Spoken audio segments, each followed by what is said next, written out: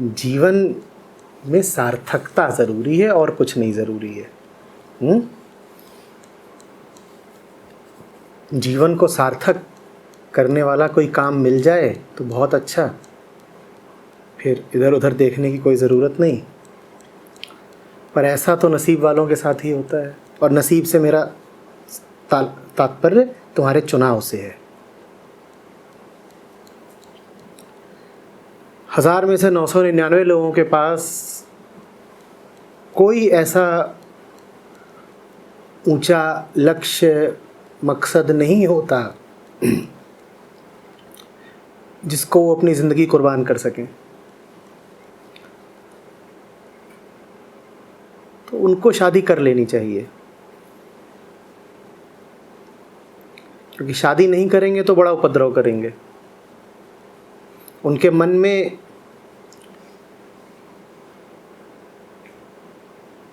ये शिकायत, ये खलिश रह जाएगी कि बाकी दुनिया को तो कुछ खास मिल गया, हम ही चूक गए। बहुत लोग होते हैं जिन्होंने शादी नहीं की होती और फिर पछता रहे होते हैं। पहले तो कुछ आदर्शों के मारे, कुछ अकड़ के मारे कह देते हैं कि नहीं करेंगे। बात थोड़ी क्रांति की लगती है, लगता है कि विद्रोही कहलाए। सारी दुनिया शादी करती है, इन्होंने शादी नहीं करी। पर 35, 40, 45 का होते होते फिर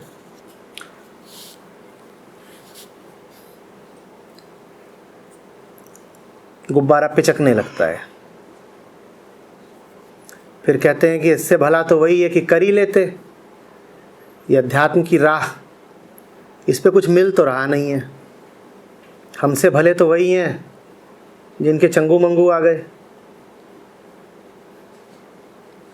हमको ना तो ब्रह्मा विष्णु मिल रहे हैं, ना चंगू मंगू मिल रहे हैं। अब ब्रह्मा विष्णु का तो पक्का है कि हमारे नियंत्रण में भी नहीं है, जीवन भर मिले ना मिले, और मिल भी गए तो जाने कैसे होंगे। ब्रह्मा तो खास तौर पे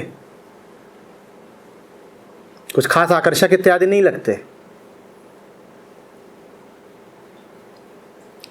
सरस्वती के पीछे भाग रहे थे, सर और कटाए बैठे हैं।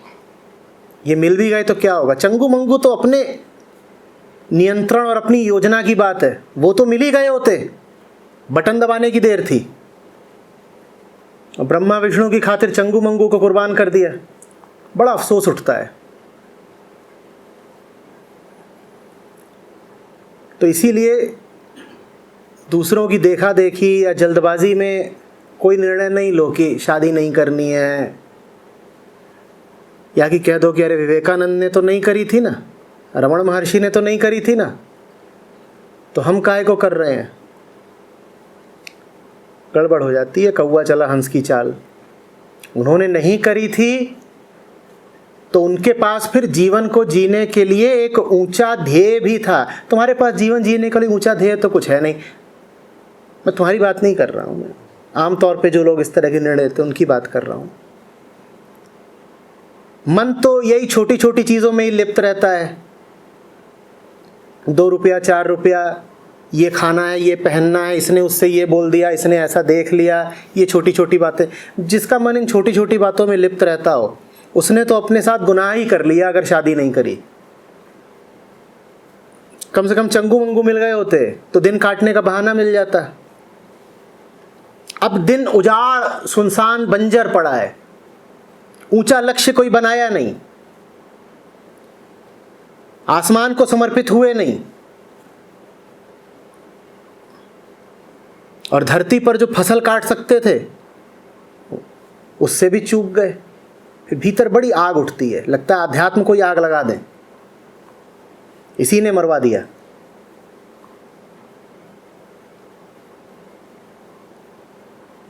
कोई ऊंचा ज्ञानी, मनीषी, भक्त, संत, या फिर कोई ऊंचा वैज्ञानिक, कोई ऊंचा कलाकार, कोई ऊंचा राजनेता अगर कहे कि विवाह नहीं करना तो अच्छी बात है।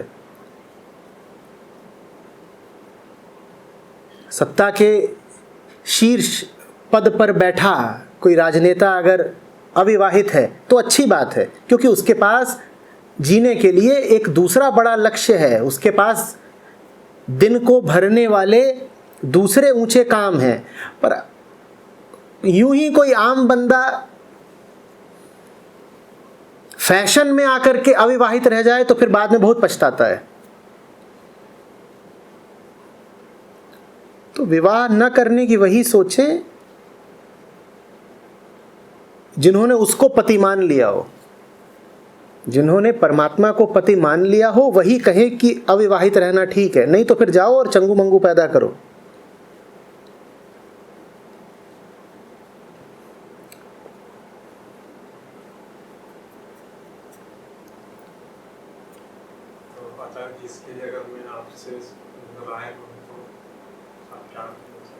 दे तो दी रहा है, अब क्या राय दूं? तुम पे निर्भर करता है।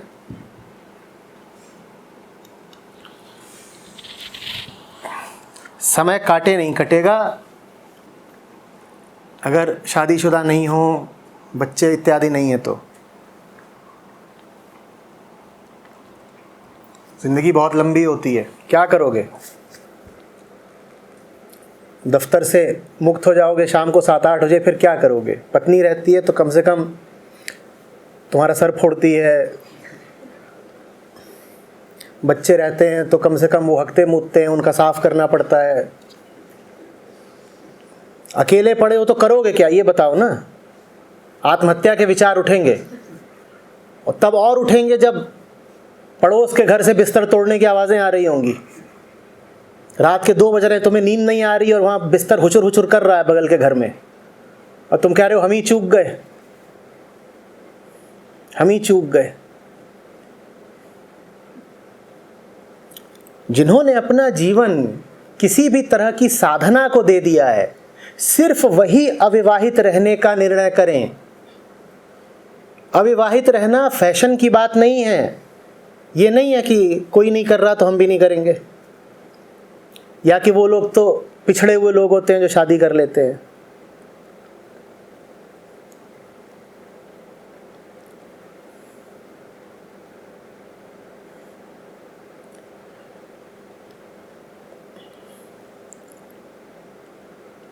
फिर अच्छा लगेगा 45 के होकर के शादी.com पे घूम रहे हो कि हमें भी कोई मिल जाए।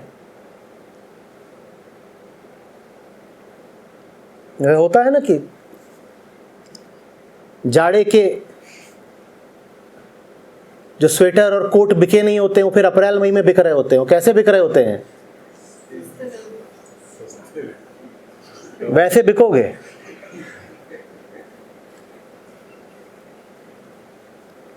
कहीं इनको लेने वाला कोई नहीं मिला, फिर इधर से उधर से कोई ताड़का पूतना आएगी, वही उठा ले जाएगी तुमको। कहीं जैसे तुम वैसे हम, सेम टू सेम।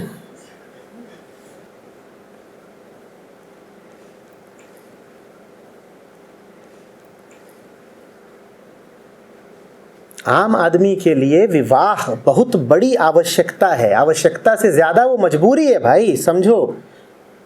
तुम समय कैसे काटोगे मुझे बताओ ना। ये जो घर गृहस्थी के झंझट होते हैं, ये जो पूरा नर्क होता है, ये बहुत आवश्यक नर्क है। इसके बिना कैसे जियोगे?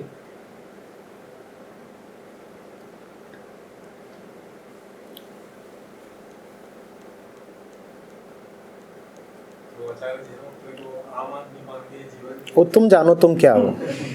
मैंने तो किस्सा बता दिया, किस्से में तुम क्या हो ये तुम तय करो।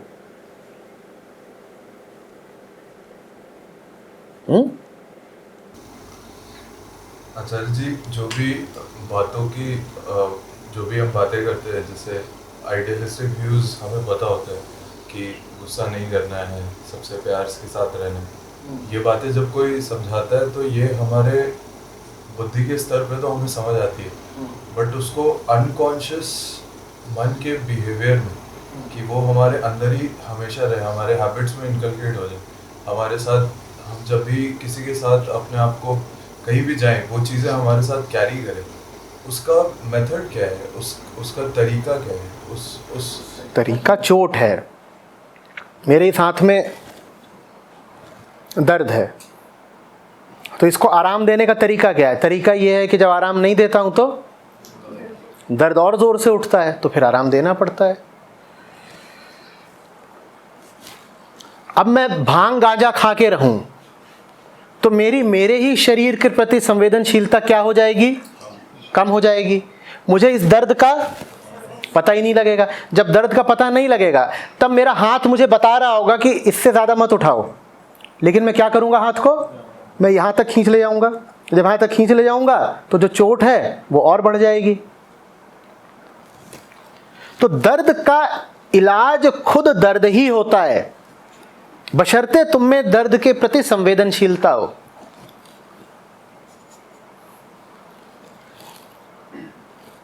दर्द का हद से गुजर जाना है दवा हो जाना। हम दर्द को हद से गुजरने नहीं देते तो फिर कभी वो दवा भी नहीं बनता। हम गांजा भांग इस पर जीते हैं। गांजा भांग समझ रहे हो ना क्या है? क्या है? जो तमाम तरह के तुम नशे करते हो, वो सब नशे सिर्फ एक काम आते हैं, वो तुमसे तुम्हारा दर्द छुपा देते हैं। जब दर्द छुपा देते हैं तो तुम वो हरकतें करते रह जाते हो जो तुम्हें करनी नहीं चाहिए। जब वो करते रह जाते हो तो फिर दर्द और बढ़ेगा अंदर ही अंदर। जब दर्द और बढ़ता है तो तुम और गांजा फूंकते हो।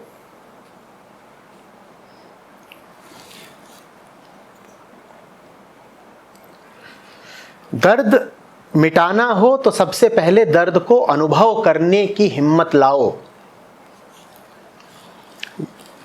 आंसू तुम्हारे पूछे बाद में, पहले बहे तो। जो रो ही नहीं रहे उनके आंसू कैसे पोंछूं? और भीतर आंसुओं का समंदर है, अब तुम्हारे भीतर घुसकर कैसे पोंछूं आंसू? तुम तो इतने झूठे भी हो और डरे हुए भी हो कि रो भी नहीं पा रहे खुल के। रो तो आंसू भी पूछे।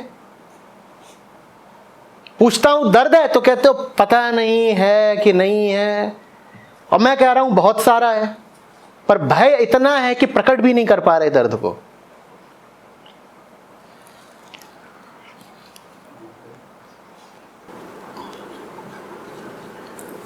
गुरुदेव, जैसे नशे की बात आप कर रहे थे, तो कुछ नशा तो हम सबको दिखाई दे जाता है, जैसे गांजा, सिगरेट, दारू का, लेकिन कम से कम उसको पता तो रहता है कि मैं नशा कर रहा हूँ। लेकिन इस संसार में उससे भी खतरनाक नशा होती है धन का नशा, पद का नशा, पैसा कमाने का नशा। उसको पता भी नहीं चलता कि मैं नशे में हूँ, एक दिन मर जाता है। ये मैं इसको क्या है, उससे भी ज़्यादा खतरनाक नशा है। सब खतरनाक हैं और सब पता रहते हैं। हम आज कई बार कह चुके हैं कि कोई भी अज्ञान की दलील न दे। अज्ञान भी चुनाव है तुम्हारा। अगर तुम्हें कुछ नहीं पता तो ये भी चुनाव है तुम्हारा कि तुम्हें तो नहीं पता। तुम कहो कि मुझे नशा तो चढ़ा है पर मुझे पता नहीं, ये भी तुमने चुना है कि तुम्हें पता ना चले।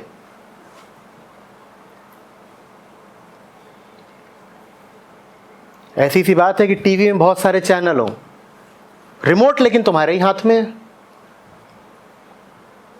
जो चैनल तुम कभी देखोगे ही नहीं, उस पर क्या है कभी तुम्हें पता चलेगा? तुम कहो अरे हमें तो पता ही नहीं चला। नहीं पता चला तो ये चुनाव किसका था? तुम्हारा था कि नहीं? रिमोट किसके हाथ में था? तुम जब चाहते तब तुम कोई भी चैनल लगाकर देख सकते थे। कई चैनल थे जो तुमने कभी लगाए ही नहीं। अब उन चैनलों में क्या है अगर तुम्हें पता नहीं तो तुम दुहाई क्यों देते हो कि हमारी तो मजबूरी है, हम कुछ जानते नहीं? मजबूरी नहीं है, मजबूरी नहीं है। तुमने बटन नहीं दबाया। बटन तुम कोई भी दबा सकते थे। बाहर का चैनल भी दिखता, भीतर का चैनल भी दिखता, सारे चैनल दिखते, तुमने देखे क्यों नहीं?